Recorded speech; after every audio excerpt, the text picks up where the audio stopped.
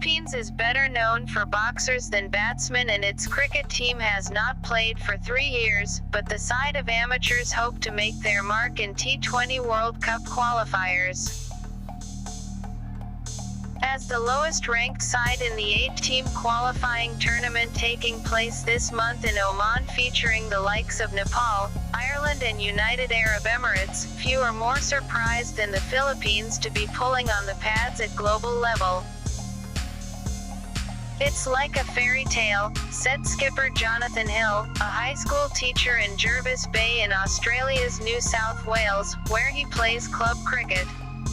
The Philippine team is made up of mainly Indian expats in Manila and Filipino-Australians based in Australia who take time off from their day jobs to train and play. Preparations for the biggest fixtures of their lives have been far from ideal, Hill said.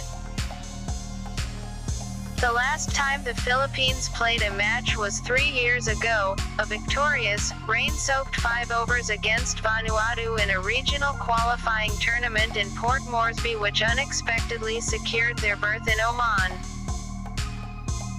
After the COVID pandemic hit and competitions were cancelled, players were left mostly to train alone as lockdowns and border closures made it impossible to gather in one place.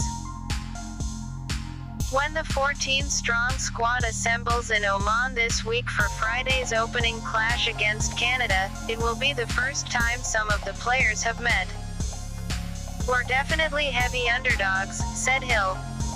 "But at the end of the day, cricket is still a game.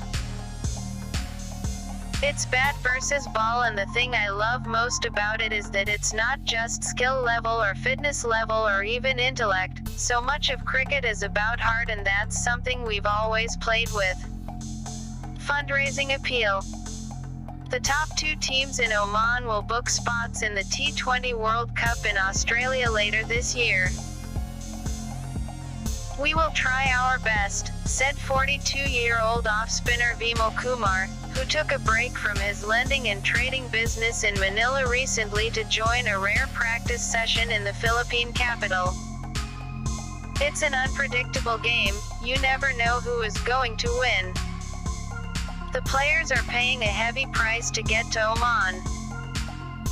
While the global governing body, the International Cricket Council, covers the cost of flights and accommodation for the Philippines, other expenses are left to the players to shoulder. A GoFundMe campaign recently launched by the Australia-based coach Henry Tyler seeks to raise out $7,500 (5,300 United States dollars) for expenses including training balls, travel insurance and the hire of practice nets. "In order to represent the Philippines, we must take unpaid leave from our work," Tyler wrote in the fundraising appeal, which as of Sunday had yet to reach its goal.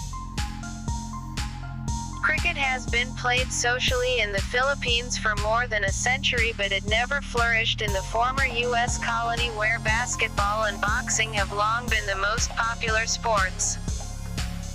Huge step up. That started to change in 1999 when 2 expats in Manila started the Philippine Cricket Association. A few years later, the Philippines joined the ICC as an associate member, and they now have national men's and women's teams as well as domestic leagues. Since making their international debut in 2011, the men's side have scored some victories over other minnows in the region. But playing against top 20 ranked teams in World Cup qualifiers is a huge step up. Faisal Khan, co-founder of the Cricket Association and manager of the national squad, admitted the odds were stacked against them. But he said the experience of playing, one step below the World Cup, was more important than winning. "Let's get better and better," he said. "Who knows, maybe one day we will be playing in the World Cup."